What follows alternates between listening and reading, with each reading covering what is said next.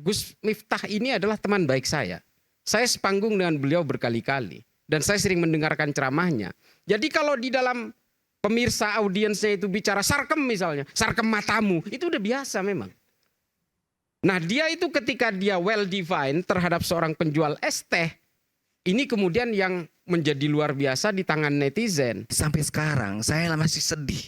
Bagaimana seorang yang sudah tidak perlu haji pun sudah haji, kata Mbak Tejo, sudah haji. Kayak gitu. Saya baru lihat, Mbak, ternyata ada kalimat itu.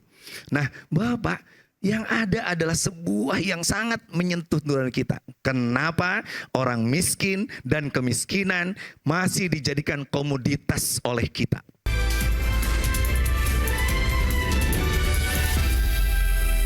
Kita sampai di sesi terakhir di Rakyat Bersuara. Saya janji untuk memberikan kesempatan pada Cak Islah, bukan Gus Islah ya, nggak mau disebut Gus. Nggak mau. Silakan Cak. Sekalian closing statement ya. Ya, terima kasih. Jadi saya tuh melihat, saya kebetulan belajar tentang sejarah Islam dari masa ke masa, mulai dari zaman pra-Islam sebenarnya. Saya belajar dan fokus di situ. Kalau kita melihat bagaimana kebangkitan Islam after the Prophet era ya, setelah masa Rasulullah wafat, memang kemudian terjadi pemilahan-pemilahan dari masa-masa itu. Yang paling kuat adalah ketika masa Bani Abbasiyah. Bagaimana keilmuan Islam itu menjadi luar biasa. Melahirkan, dan juga Bani Umayyah di Andalusia. Ini cuma gambaran aja. Melahirkan Ibnu Haytham, Abu Ahmad Ad-Dinawari. Melahirkan Ibrahim Al-Mausili. Melahirkan Al-Kindi, Al-Farabi, Al-Ghazali, Ibnu Rushd dan seterusnya. Ini adalah mengapa ilmu pengetahuan Islam itu begitu berjaya pada masa itu. Ya karena penceramahnya berilmu. Tausiah yang diberikan kepada umat itu berdasarkan keilmuan yang luar biasa. Lalu melahirkan beberapa tokoh-tokoh akhirnya seperti Ibnu Khaldun, Ibnu Batutah dan seterusnya. Ini kan menjadi sangat luar biasa. Dan kemudian Islam mengalami dekadensi dari keilmuan ketika apa? Ketika penceramahnya itu sudah berceramah soal politik terus. Pada zaman Mamluk, pada zaman Utsmani, pada zaman Safawiyah dan seterusnya, Fatimiyah dan seterusnya dan seterusnya. Ketika dia berbicara tentang bagaimana melakukan generalisasi terhadap kekuatan-kekuatan politik, bagaimana ketika penceramah itu sudah berbicara tentang ekspansi politik, disitulah keilmuan Islam mengalami dekadensi. Saya akhir tahun kemarin sengaja untuk melakukan studi komparasi ke berbagai negara di Timur Tengah sampai ke Afrika Utara. Karena saya betul-betul concern ketika mendengar kabar bahwa banyak sekali generasi muda Islam di Timur Tengah dan Afrika Utara itu menjadi ateis. Saya sangat concern di situ dan saya menemui beberapa ulama di banyak negara sampai ke Tunis, sampai ke Benghazi, ke Libya. Saya ketemu dengan mereka. Dan mereka mengatakan hari ini yang lebih populer di anak-anak muda di Arab itu adalah tentang ajaran-ajaran ateis dari Richard Dawkins. Mungkin kita pembaca itu nih berdua. Bukan berarti insya Allah bukan ateis. Berbicara tentang teori Darwin. Berbicara tentang Stephen Hawking, Big Bang Theory, black holes dan sebagainya. Kenapa? Karena memang para penceramah agama tidak menyediakan ilmu pengetahuan kepada generasi muda Islam. Wabil khusus di Indonesia. Yang lebih dibeli oleh masyarakat itu adalah kejenakaan-kejenakaan yang tidak bisa membedakan antara stand up komedi dengan ceramah agama. Bukan berarti ceramah agama tidak boleh lucu, tapi narasi besar dari sebuah ceramah itu adalah tentang keilmuan.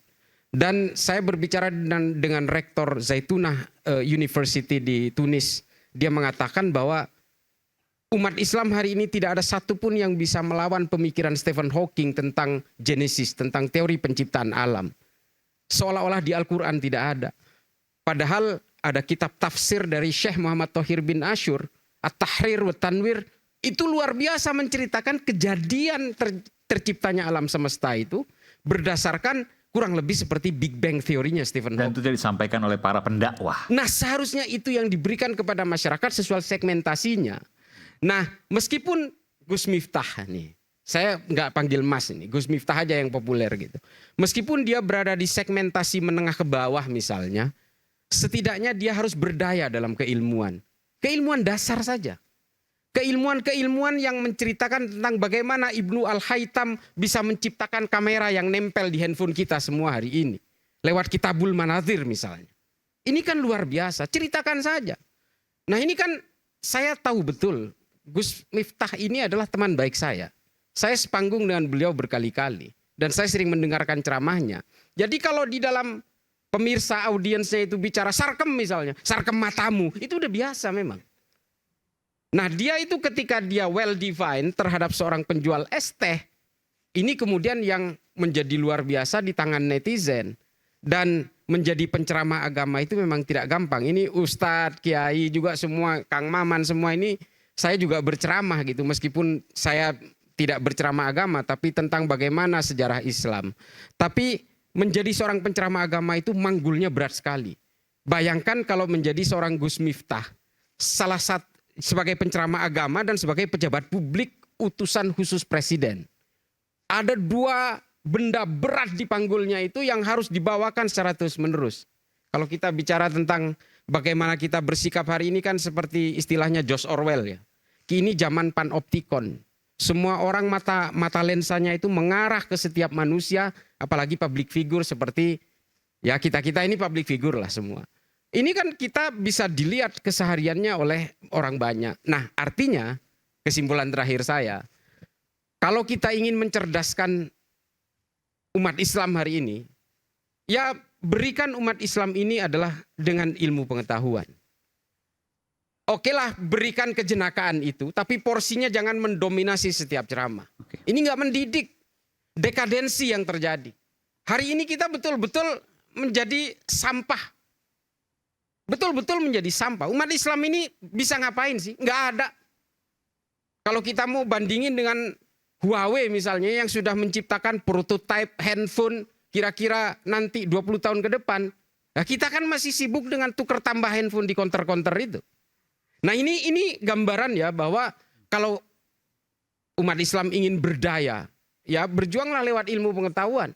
Jangan lagi bicara soal politik, pragmatisme politik, dan seterusnya dan seterusnya. Itu hanya akan membuat dekadensi. Nah itu yang ingin saya sampaikan. Cobalah kita memahami menjadi seorang Gus Miftah. Kalau kemudian Gus Miftah terjebak ke dalam situasi yang offside seperti ini, ya udah ini insya Allah ini menjadi teguran dari Allah untuk mengingat supaya Gus Miftah jangan jumawa lah. Mungkin Gus Miftah disadari atau tidak disadari jumawa juga di depan publik. Mungkin.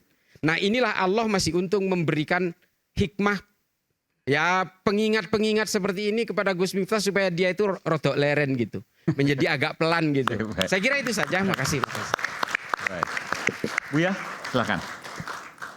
Ya. Jadi nggak boleh bicara politik. Pendakwah ya pendakwah. Bicara ilmu pengetahuan, ilmu agama, etika, politik no. Saya rasa umat Islam harus bicara politik. Harus bicara politik. Ya. Kenapa? Karena politik itu sangat penting. Contohnya Kang Maman jadi politisi kan.